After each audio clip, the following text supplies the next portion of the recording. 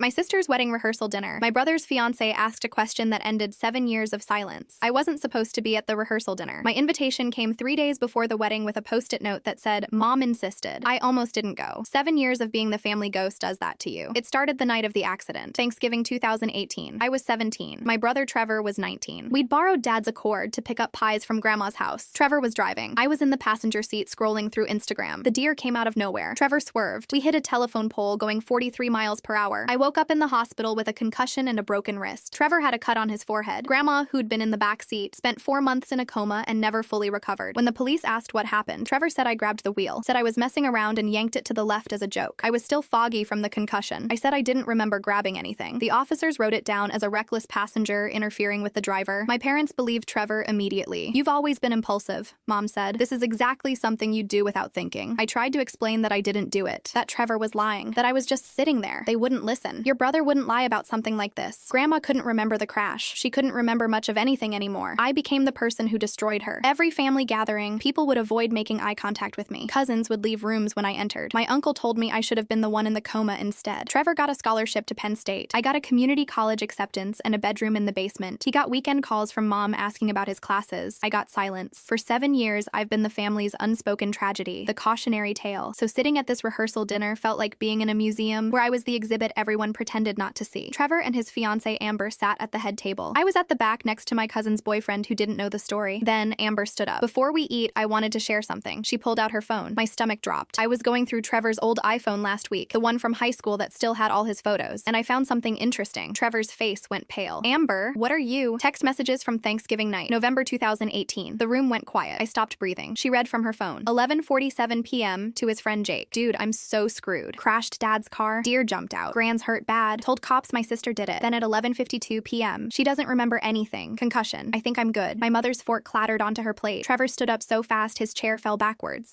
Those are fake. She edited them. Amber kept going. Then there's this one from 2 weeks later. "Parents totally believe me. She's taking all the heat. Feel bad, but what was I supposed to do? Tell the truth and lose my scholarship?" My father's face was gray. He looked at Trevor. "Is this real?" Trevor's mouth opened and closed. "Dad, she wasn't supposed to." "Is it real?" Trevor sat down, put his head in his hands. I panicked. The words were barely audible. "The deer came out and I swerved too hard and hit the pole, and when the cops asked what happened, I said it. I said she grabbed the wheel." 7 years. I looked at my mother. She was staring at Trevor like she'd never seen him before. Then she turned to me. Her eyes were filled with tears. "I'm so sorry." I stood up, walked to the door. My hand was shaking so hard I could barely turn the handle. Behind me, I heard Trevor trying to explain, heard Amber telling him to stop talking, heard my father say my name. I didn't look back, got in my car, drove to Grandma's nursing home, sat with her even though she didn't know who I was anymore. "It wasn't me, Grandma," I whispered. "It was never me." Trevor's wedding was canceled 3 days later. I didn't ask why.